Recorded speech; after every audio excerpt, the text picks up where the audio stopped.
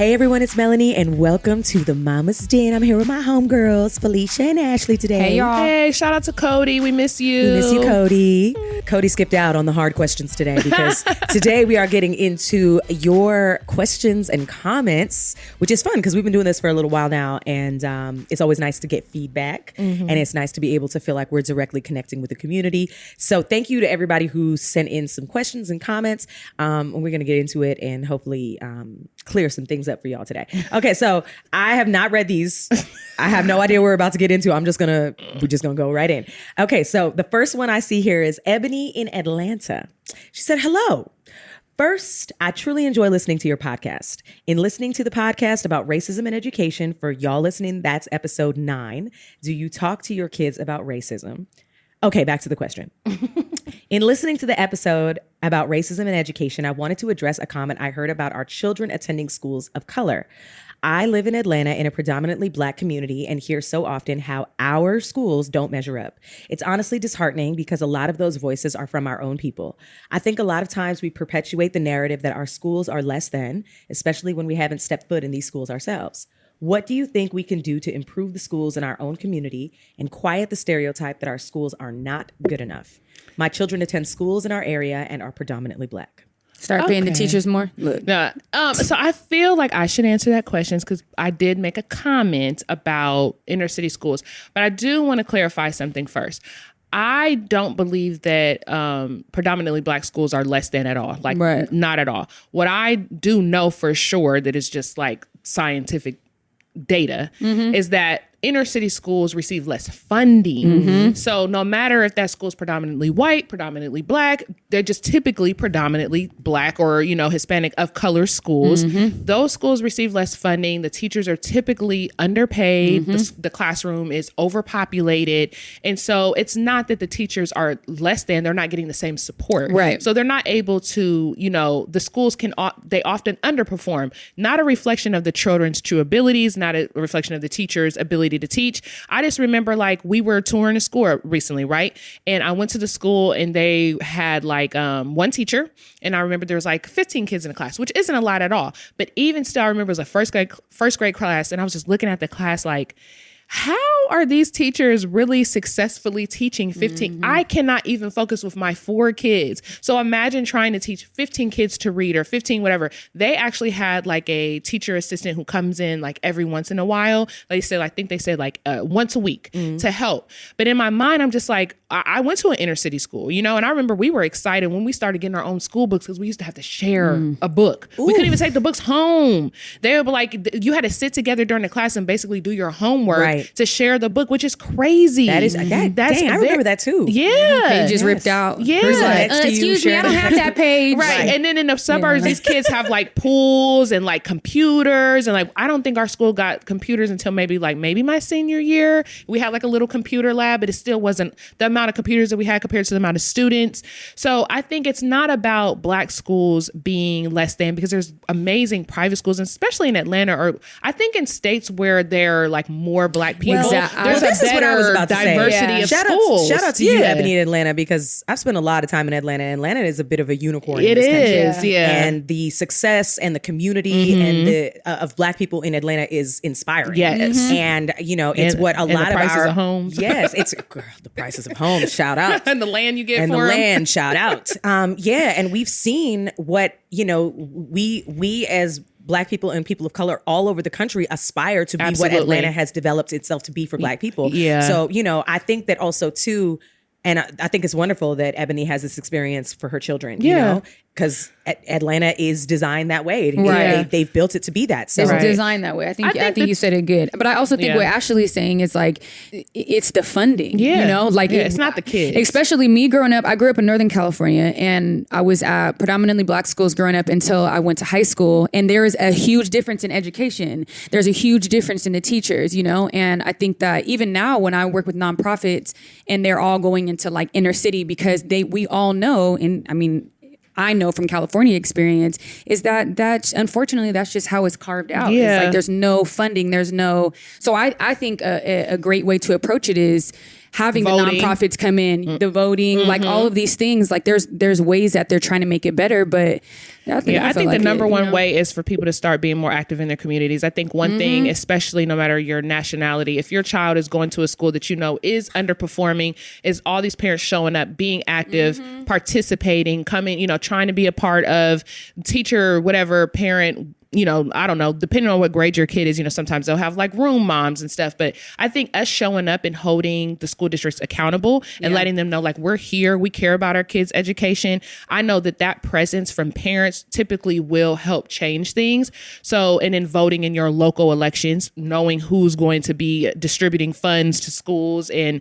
superintendents, like that's super important. But shout out to Black schools and Black people, because we know we are never less than. There's so many nonprofits. I know a lot of nonprofits in California that help with the funding and the lack of within our community. I think really finding out what nonprofits are in your community too, I think is a great way, because there's so many nonprofits that help schools that help underprivileged schools, and they're always looking for money. They're always looking for volunteers. I know our own is a good one in Los Angeles. Dream House is a good one in Los Angeles. Come on, you better know these nonprofits, I'd be involved because they help so much. Yeah. But because we can look for, the school district to give funding, but it's been a while that they haven't done something like that. So there's people out there, there's resources, there's things. So.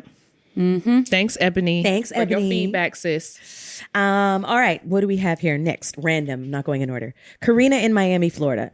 Ladies, love the podcast. I've been listening since the first episode and I'm hooked. Quick question. With my children out of school, we was just talking about this. Quick question. With my children out of school, I'm trying to find some me time, but it's been a challenge. Can you all share some of your self-care rituals?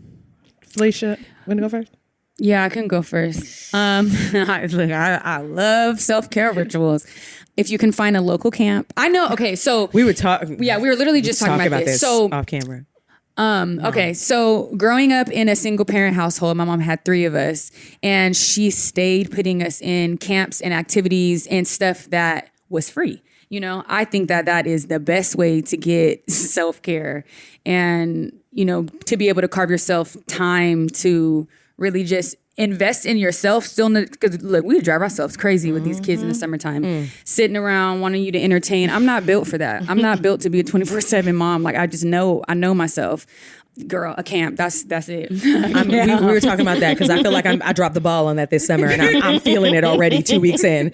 I think that something that's been really important for me that I've had to literally exercise, is to wake up earlier. And I know that sounds crazy because when you're tired, the thought of getting up earlier just sounds ridiculous. For me personally, I've recognized that I'm going to be tired anyways. But if I can carve out time for myself before everyone wakes up, that's how I'm able to give myself, I know that I gave myself some time today. Even if I'm tired, I will never regret the hour that I woke up earlier to get on my bike or to stretch or to do deep breathing or journaling or drink hot water outside with the sunshine, just me by myself before everyone wakes up. That's something that I never thought was possible before. Because I was always just like, no, I have to sleep in. It's the most important thing. I have to get my rest. And yes, rest is super important. But that also means that I just might go to sleep at 10 p.m. rather than 12 a.m. because I decided to watch 2 hours of Netflix, which used to be my me time. Now I've just shifted my me time to being what actually serves me better. And I find that waking up earlier before before my husband, before my children, before the dog, it might still not be as bright as I want it to be outside. But I realize that by me carving that hour out to myself to pour into myself, whatever it is that I choose to do in that time, it actually helps me function through the stressful moments better throughout the day. So, that would be my advice. Pre having a newborn and pre kids, I'd have told you, have a Zen den, meditate, write, create, paint, do all these things. Look, straight up, I don't have time for those things throughout the day anymore. So that's how I've been carving out self-ritual. I'm going to try. I have never in my entire life of living ever woke up early. If I had to be somewhere at 9 o'clock, I will get up at 8:30, not 8. I'll get up at 8:30, take a 2-minute cold shower because I don't typically wear makeup or anything. So it's just then I'm just gonna look how I look and put on my clothes and go out the door, and that's it. Like I will, if I know it takes me 10 minutes to get somewhere, I am walking out the door in 10 minutes. And I've always been such a last minute person because But you're always on time. I know, but I always want to sleep. I know it's weird because I don't have a morning ritual. Do you know what I mean? That's why I don't have like a big morning to do. But I feel like every person like you, shout out to my homegirl Shahida, Boss Moms. She's like all about waking up. She homeschools her kids too. She has 4 kids. She lives in the Bay. She's so dope. But she wakes up early. She has her little tea time. She journals.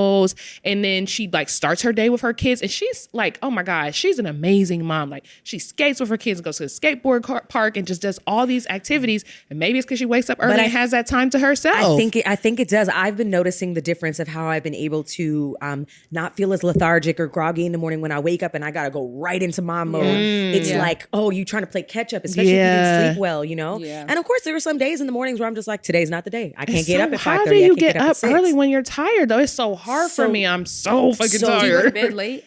I mean, now I would say I have like, I don't know, sleeping disorder. I couldn't go to sleep until like 3 a.m. But now I'm so tired, like midnight. That's crazy to me because I never in my life ever went to bed at midnight. But that I go to bed at probably midnight, like every single night. Also too, like I recognize that what was happening for me, and especially with Jared, it's like once we got the kids down, it was like, okay, this is our only time to like just be with each other, and it ain't be nothing but just sitting on the couch watching something TV, and have like dead energy, like no work, no kids, like just decompression time. And I realized that like for a season right now, I'm sacrificing that because I'm gonna go to sleep. Like now, because I want to get up early, and that's my priority. He gets up early every day. That's what I'm trying to make my priority. So I feel like I'm gonna try this even week.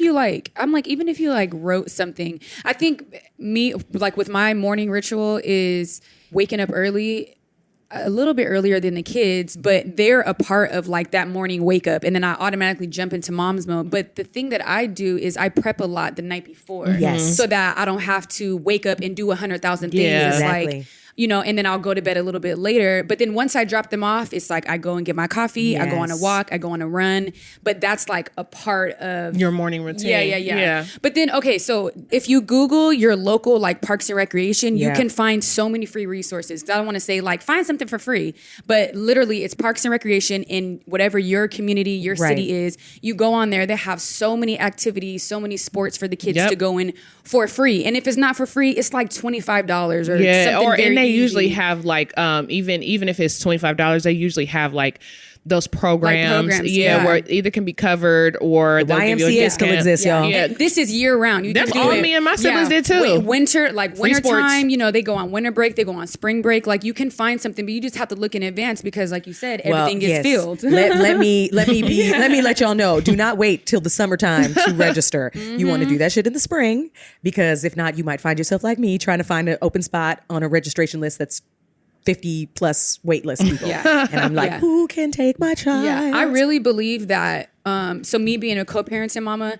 I feel like me having self-care time makes me a better mom. 100. Like if I don't have that time to just be fee and turn my mom brain off, I feel like I'm not the best mom. And then when I get my kids back after, 2 days of them being with their dad, I'm like, oh, what are we doing? We going to a skate park. We're doing activities. I'm like that. But even if you are together is like telling your partner like I feel like it can be mom or dad, I'm going to take this day. Okay. You figure these things out and then there'll be times when it's with you and then you figure it out on your end, but carving out time like in your day-to-day routine, as small as it is. As small it is. Yeah. Wednesday's my day. Okay. Wednesday's my day to do what I want to do. No, that is important. And talk to your partner, whatever your family situation is, you let them know like this is the day that I need to do this or this is the time that I need to do and this. then give them a day. Support me in that. And then Thursday's your day. Yeah. Here we go. Yeah. And then we come back together on Friday and everybody's happy. Yeah. Changing the narrative of relationships. I'm glad you said that. I was just talking to my homegirl about that too. Like finding your independence within a relationship is hard, especially if you have kids because you feel guilty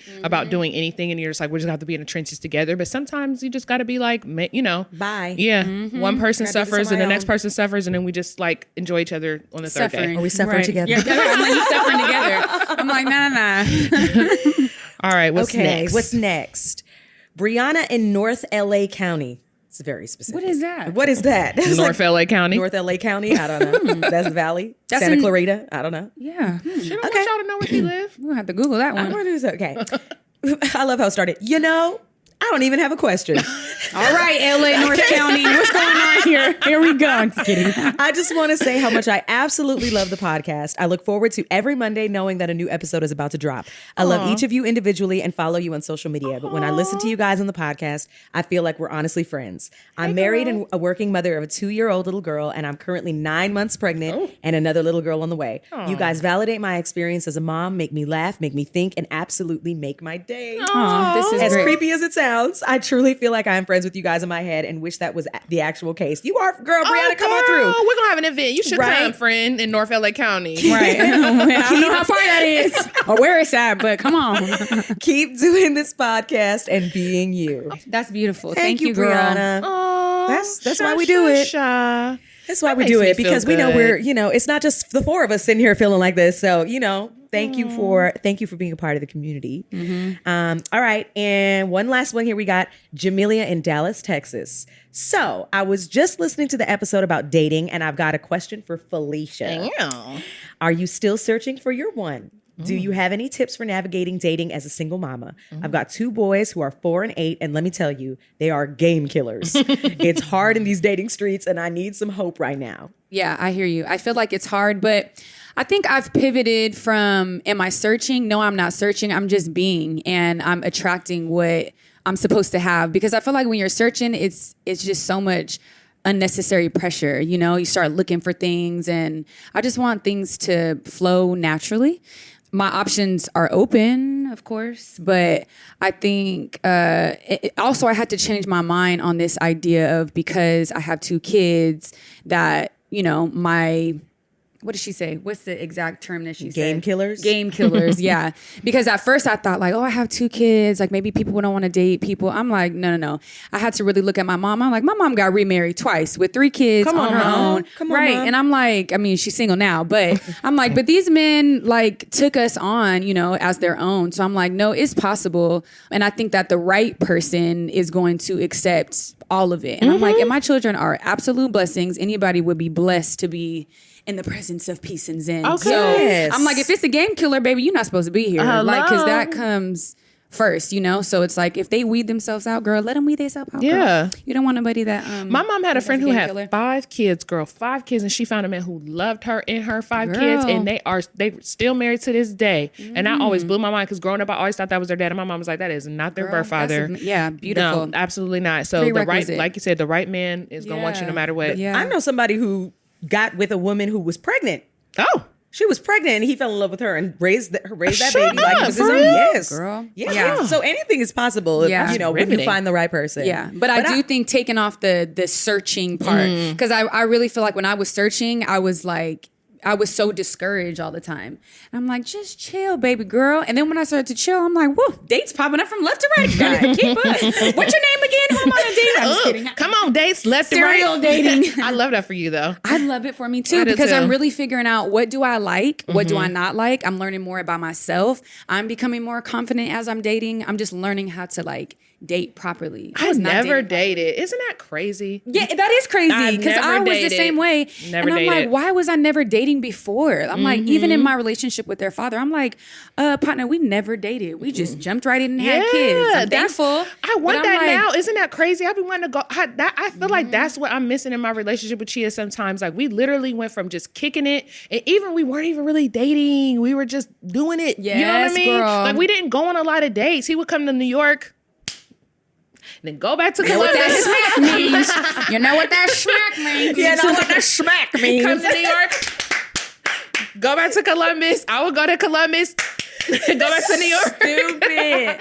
And then I just ended up pregnant, and then we just went into parent mode. And I feel like, damn, like, I be looking at people going on dates with their boyfriends and stuff, and I'm like, it's so hard now too, like, the more kids we have. But I'm just like, Chia, like, I don't even think he knows how to date me. Okay, so I'm gonna Oh, I say love this. dating. I don't think he knows how to date me. I saw this Love the other day, dating. and it was actually Natalie from Fashion Mamas Oh. who posted this, and I sent it to Jared because she was talking about how there's a window in your marriage and in your relationship when it is literally, you're in the trenches of having children, and it's not fun, and it's not sexy, and it's really hard, right? And then you long for this connection with your husband. Like I said, like I'm longing for the times when we used to just watch Netflix because Cameron would be asleep and we could chill and enjoy that and not wake up tired because our son sleeps until 8 a.m. or 9 a.m. God, he's over there. And so Cam's sitting in the corner today. And you know, Natalie had posted this thing about her and her husband, and their thing that you used to say was, see you soon. See you soon. Because it's a season, and there will be a time when the kids will go off to school and they'll have their own things, and then they'll be able to look at each other and find each other and connect and reconnect and date again. So I keep trying to hold on to that. I keep trying to hold on to this idea that I'm just like, it's temporary. Yes. And I'll see you soon, Jared. I'll see you soon. And, you know, it takes a practice of getting back. What are y'all laughing at? You don't hear this? I don't know if anybody heard this. I'm so damn thirsty today, baby. Woo! And I was just drinking like Actually, in this water Get you a hydro flask. Quiet. I have a water bottle and I accidentally left it left it at home. I'm thirsty, man. I have no water today. I'm so sorry. Go ahead. You were saying something very important. I was just saying back to like, you know, the concept of dating and like what that is. It really requires intention and like a practice to get back into it. And I just know right now, like every time I look at ourselves and I just think about like how our lives are literally like, okay, which kid do you have today? Yeah. I'll take this one. I'll take this one.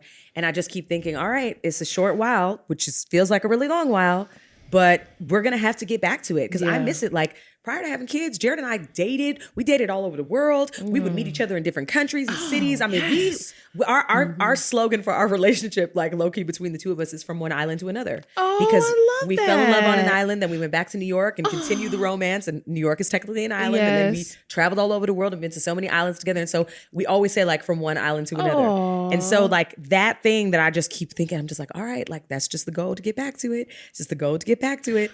And it's hard. So I can understand it because the more kids you have, that timeline gets further and further away from you. You're just like, oh my God.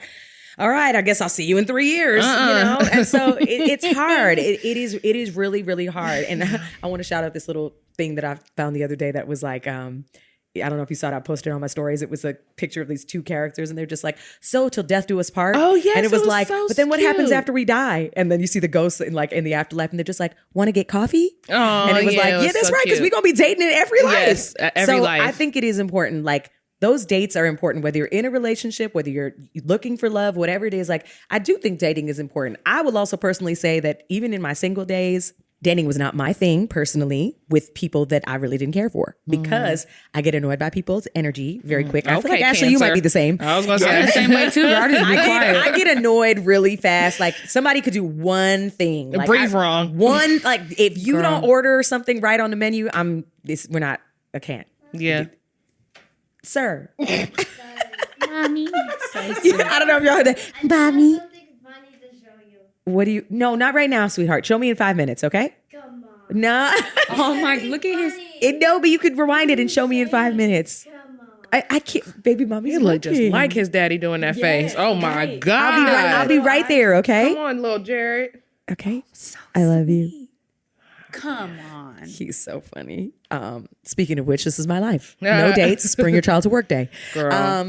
I got to figure yeah. that out with me and Chia. I think that we don't even know how to date each other. Well, okay. I want to pause for this for you specifically because Jared and I know what it is to date with kids because we had help. We hired a nanny and we had help. You guys have never had help. No. So, and then you even said it like when you go back to Ohio and your mom's with the kids, y'all just sleep. Yeah, or we And, like, we just, do like- go on dates. So we do like, for us, those are dates. Like, so when we go to Ohio, I sleep a lot, but we go like, we'll go grab food in the middle of the day. We do a lot of day dating in Ohio. And it's my favorite thing. And it's just little stuff. People are like, you want to go to Home Depot with me? I'm like, okay, yes. Yeah. Or we'll like Just, go like, get, kicking it. yeah, just, Yeah, we spending just kick time. it. Like we feel like teenagers and it's so fun. Okay. Well, we did used to date a little bit more after we had Amira because my mom lived around the corner. So we would do a lot of like going to the club and like that type of stuff when you're like 24, you know what I mean? But I feel like I want to do more like, go on some trips and stuff. We've never gone out of the country together before. Never. I can't even think we've been maybe to a couple. We went to Vegas together by ourselves. We went to Portland together. No, y'all need to I take think that's it. Yeah, I need you to everywhere get some else stamps in your passports We've together. literally been to every state in the United States of America. We did a lot of like road trips, but with our children. So we've drove from like California to Columbus at least 4 times, and we would stop in like every state and stay the night and go sightseeing and stuff. And that's been fun. But Chia and I have never ever been out of the country together before by ourselves. Y'all need What to if you go. guys do an annual trip? Right. I was like, We y'all need to should. do. You should, and you should make Can it I a help thing. you do with your calendar? Yes. I'm like, I need to help Come you with on, like friend. Yeah, help me with my love your, life. with the calendar. Yes, no, seriously, because we always go to Ohio.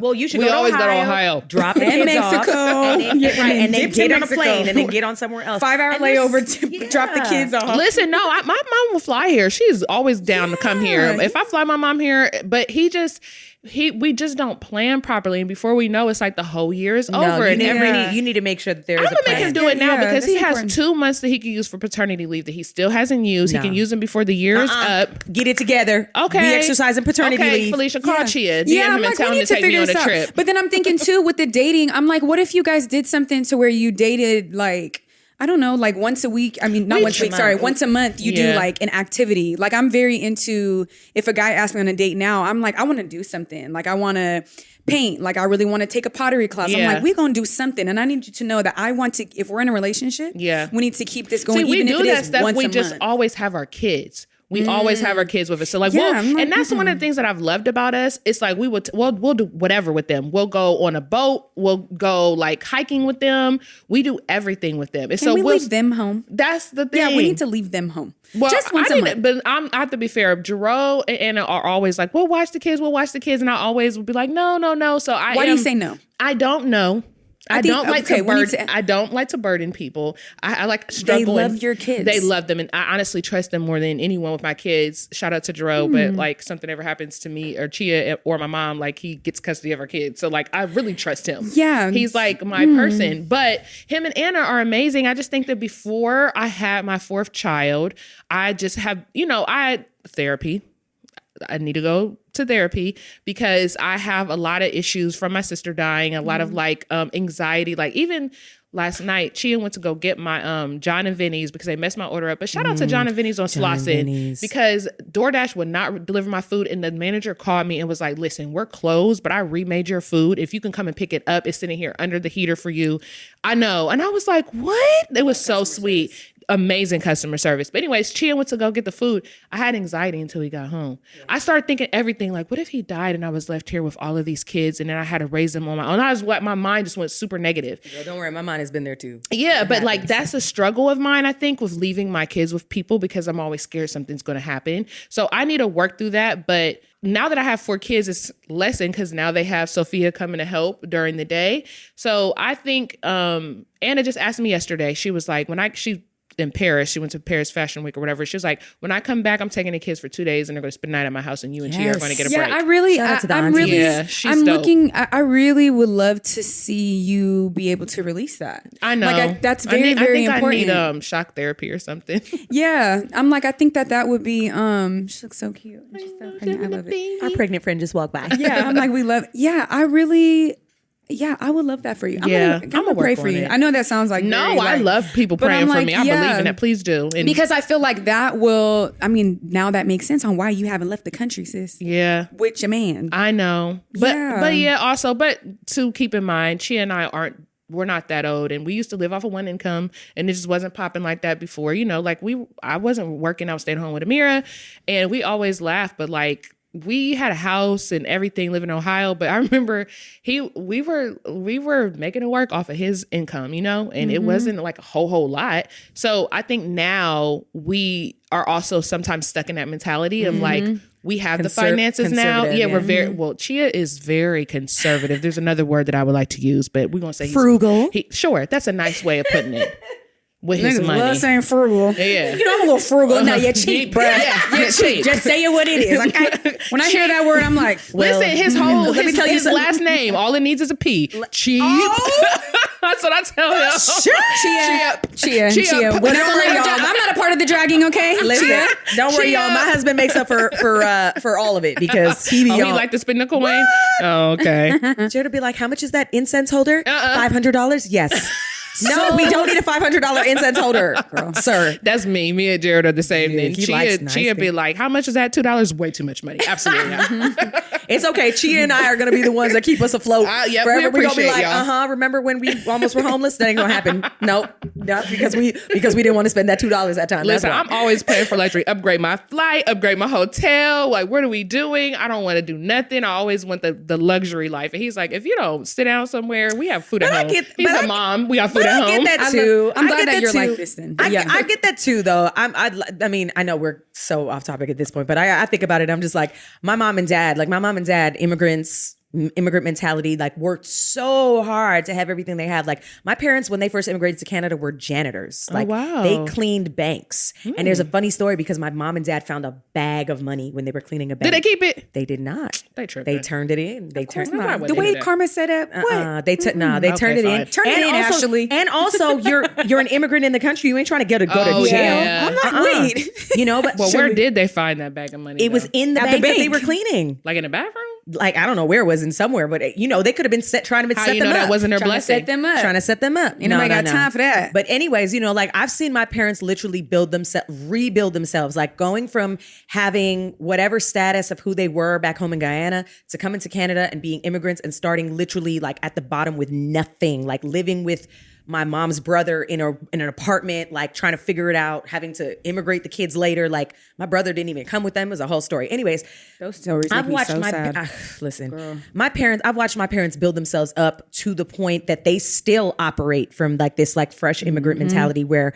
they've worked so hard. My dad has gone on to become a certified financial planner. Like Come he on, helps Dad. people manage money. My mom and dad are both retired, thank God, but they still are like, oh, what? We can't spend the money. Why? mentality, Why can't yeah. you spend the money? What do you Yeah. want to do? I don't want you to die with this money. And Yeah. don't worry about us. Yeah. We're gonna be all right. We're We're figuring it grown, out. yeah. Like I love my parents for that, but also at the same time, I'm like, enjoy, Yeah. upgrade your life. You've worked so hard. That's like, Chia. go get the nice dinner, spend the money on the first class ticket, please. Like, Yeah. how can I indulge Upgrade your for you? seat, yeah. Yes, like don't But be he's a struggling first anymore. grade. He's a first generation American, so that's why too. His dad moved here when his dad was like 25 from Cambodia because of the Vietnam War. So like that's why he was raised by an Yeah. immigrant and he That has that mentality. mentality too. Yeah, Yeah, it's like save, yeah. save, Yes. which is cool. Like you said, we have 4 kids, but equally, I'm always like Chia.